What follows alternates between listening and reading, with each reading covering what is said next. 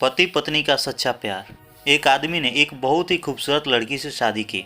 शादी के बाद दोनों की जिंदगी बहुत प्यार से गुजर रही थी। वह उसे बहुत चाहता था और उसकी खूबसूरती की हमेशा तारीफ किया करता था। लेकिन कुछ महीनों के बाद लड़की चर्म रोग से ग्रसित हो गई और धीरे धीरे उसकी खूबसूरती जाने लगी। खुद को इस तरह देख उसके मन में डर समाने लगा कि यदि वह बदसूरत हो गई तो उसका पति उससे नफरत करने लगेगा और वह उसकी नफरत बर्दाश्त नहीं कर पाएगी। इस बीच एक दिन पति को किसी काम से शहर से बाहर जाना पड़ा।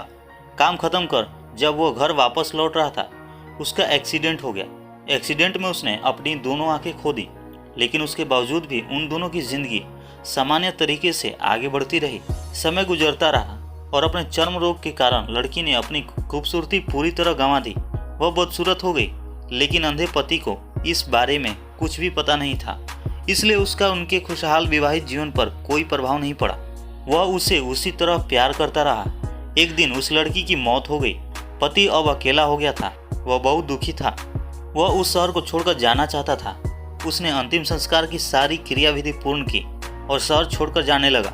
तभी एक आदमी ने पीछे से पुकारा और पास आकर कहा, अब तुम बिना सहारे के अकेले कैसे चल पाओगे?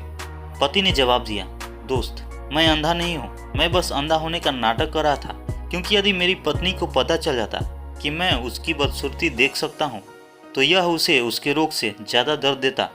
इसलिए मैंने इतने साल अंधे होने का दिखावा किया। वह बहुत अच्छी पत्नी थी, मैं बस उसे खुश रखना चाहता था।